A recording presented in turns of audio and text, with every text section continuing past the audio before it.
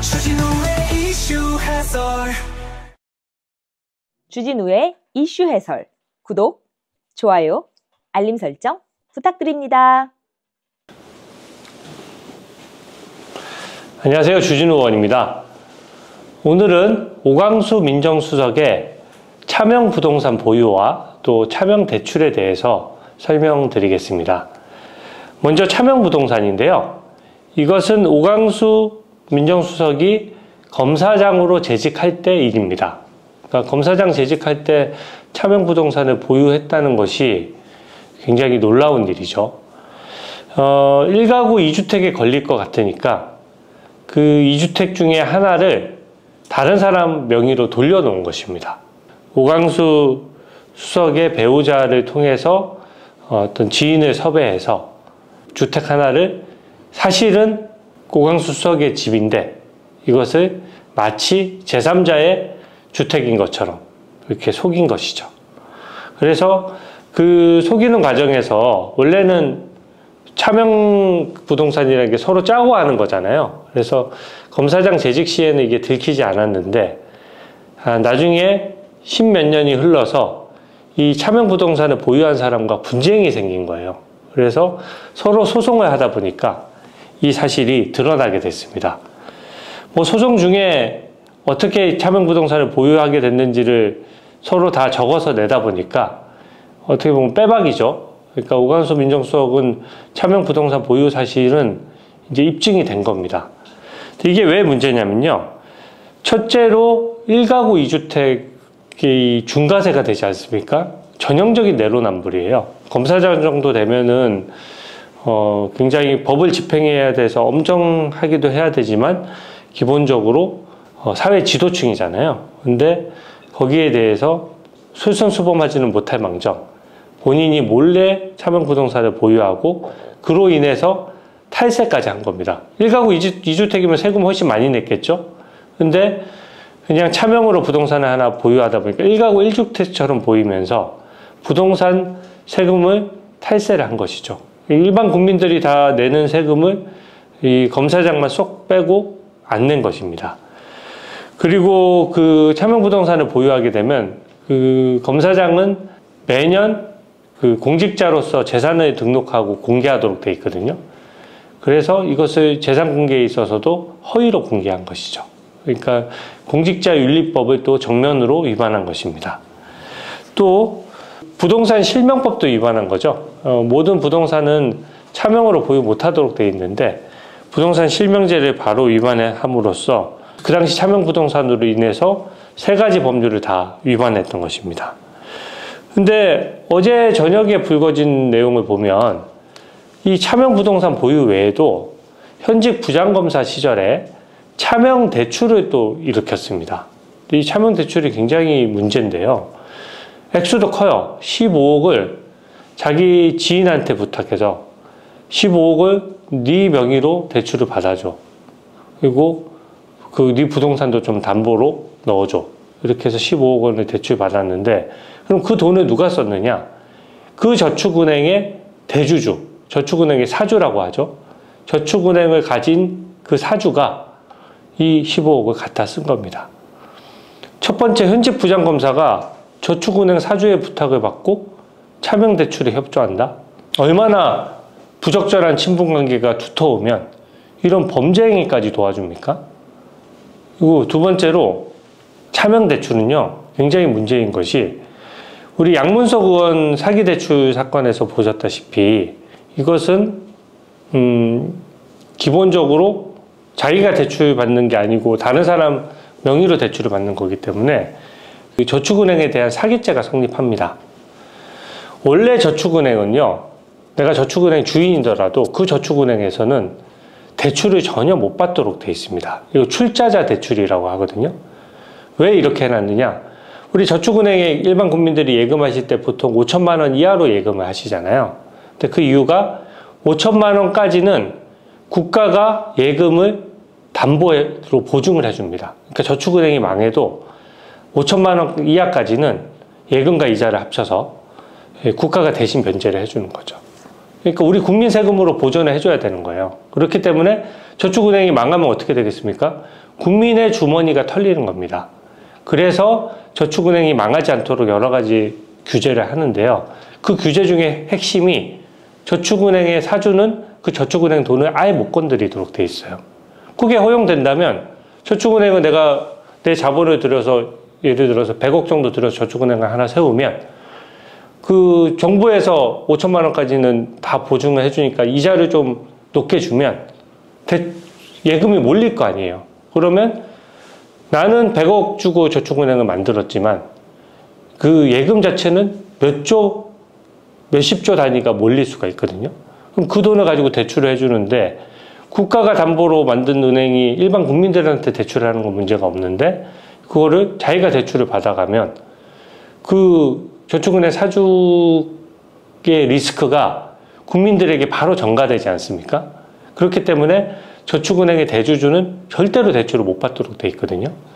가장 기본 원칙이고 자본의 건전성 유지를 위해서 은행의 어떤 자본을 건전하게 확충하기 위해서 만든 제도입니다. 굉장히 핵심 규정이에요. 근데 이거를 보통 검사들이 이거 엄청 많이 처벌하는 범죄 중에 하나거든요.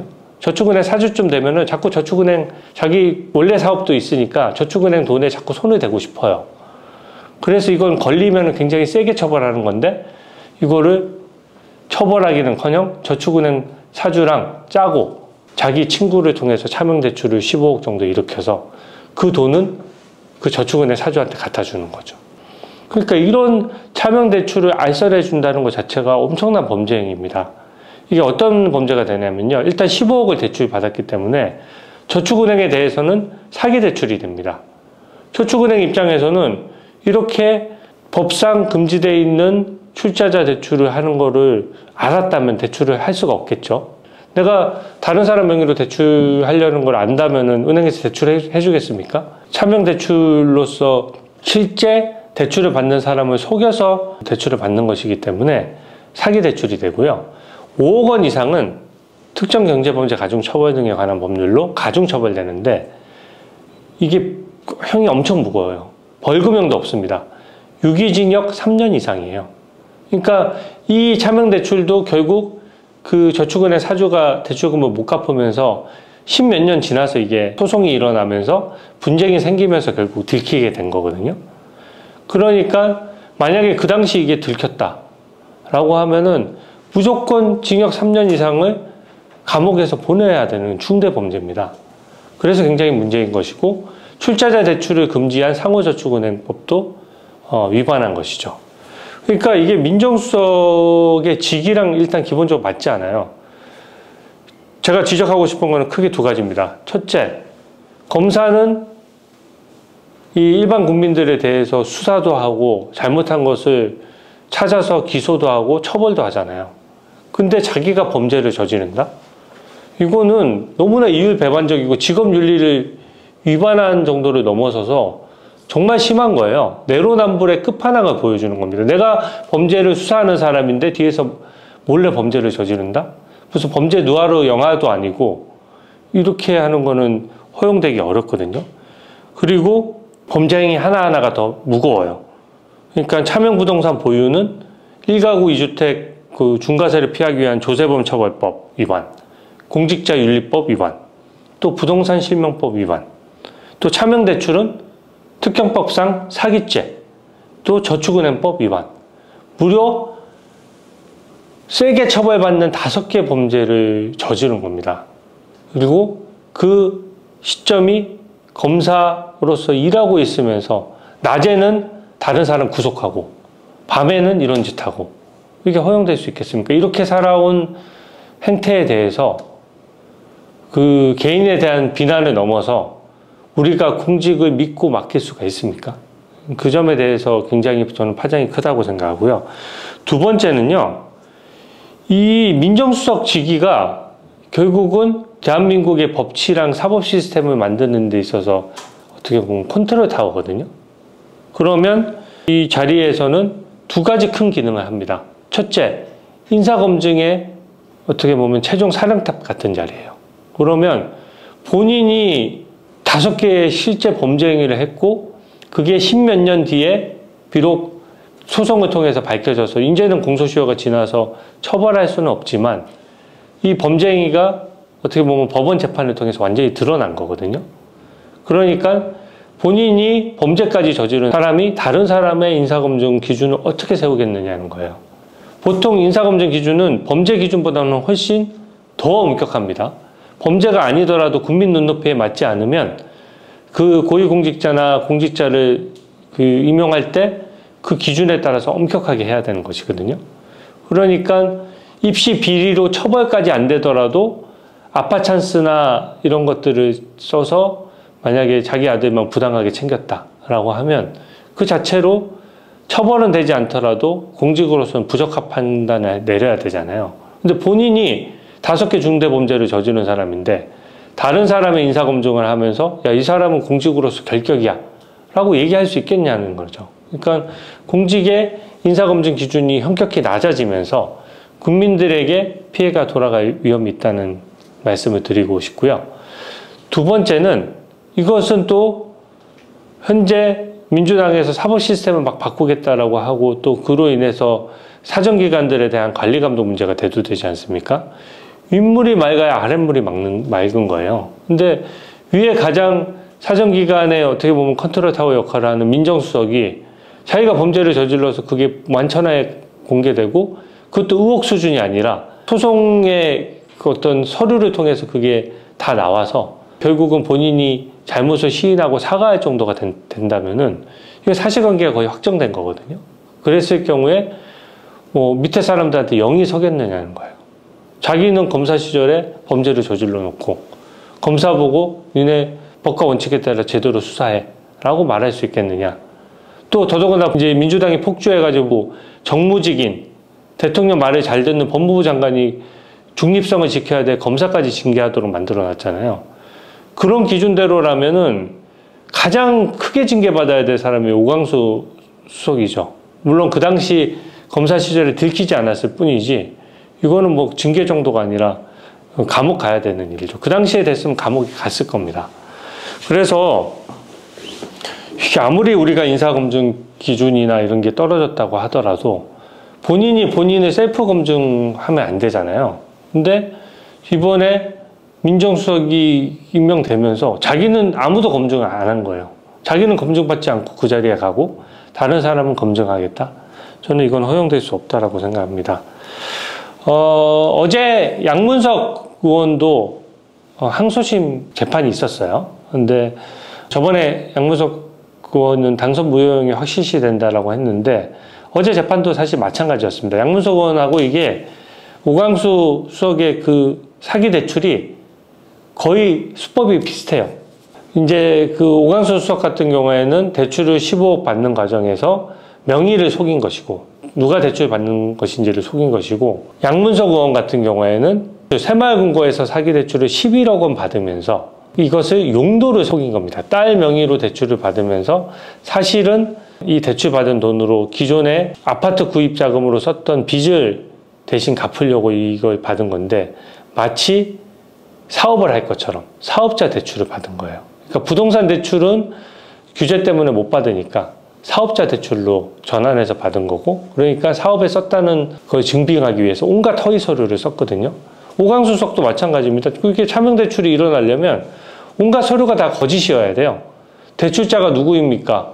대출자가 본인 맞습니까? 네 라고 썼겠지만 사실은 대출자는 그 저축은행의 사주였던 거죠. 그러면 사기 대출의 그 액수나 금액이 오광수 수석이 오히려 금액이 더 크죠.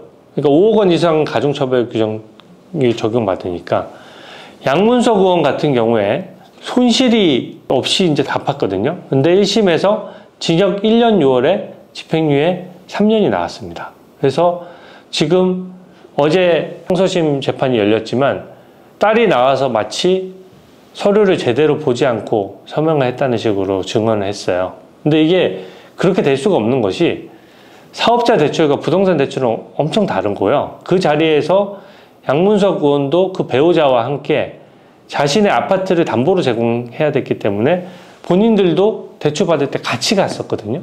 그러니까 새마을금고 직원이 이거를 적극적으로 양문석 의원 가족들을 다 속일 이유도 없고 속일 수도 없죠.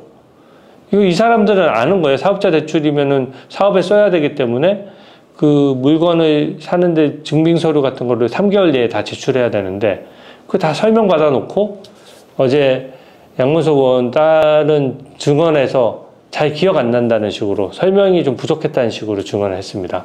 하지만 양문석 의원이 그 자리에 있었기 때문에 저는 2심에서도 유죄 선고에 아무런 지장이 없을 거라고 생각하거든요. 근데 2심 선고되고 나면 대법원에서는 좀 신속히 판결을 하기 때문에 저는 올해 가을 무렵에는 이게 결론이 완전히 날 거라고 생각하는데 이 양문석 의원의 특경 사기 대출과 또 오광수 수석의 특경 사기 대출이 수법이 유사하고 규모가 비슷한 거죠. 여기는 의원직도 날아가는데 민정수석 직위를 그대로 유지한다? 저는 그럼 맞기 어렵다라고. 본인이 이게 다른 사람이 오해한 거면 모르겠는데 본인이 잘못을 시인한 이상 이 공직을 계속 맡을 수는 없다라고 생각합니다. 더더군다나 지금 이 대통령과 사법연수원 동기잖아요. 민주당이 맨날 뭐 무슨 대학 동기다 무슨 친구 사이다 뭐 이렇게 얘기했지만 여기에야말로 이 대통령과 사법연수원 동기여서 친분이 있어서 민정수석이 이렇게 지명이 된 거거든요. 근데 친분이 있는 사람에 대해서 범죄 행위가 5개나 밝혀졌는데 이것을 그대로 둔다는 것은 저는 매우 잘못된 일이라고 생각합니다. 오늘 해설은 이것으로 마치고 지금은 초기에 인사가 많이 이루어지기 때문에 국민 눈높이에 안 맞는 인사들은 끊임없이 지적하고 또 언론 보도를 통해서 국민들한테 알려야 되거든요. 국민들께서 많이 아시면 눈높이에 안 맞는 인사는 철회할 수밖에 없게 되어 있습니다. 그래서 이 오광수 수석의 차명 부동산과 차명 대출 결코 사안이 가볍지 않고 무려 5개의 현행 법률을 위반한 중대 범죄다라는 말씀을 꼭 강조드리고 싶고요. 이 사실을 주변에게 많이 알리는 것이 국정이 바른 길을 갈 수 있도록 감독하고 견제하는 길이라고 생각합니다. 오늘 해설은 이것으로 마치겠습니다. 감사합니다. 주진우의 이슈 해설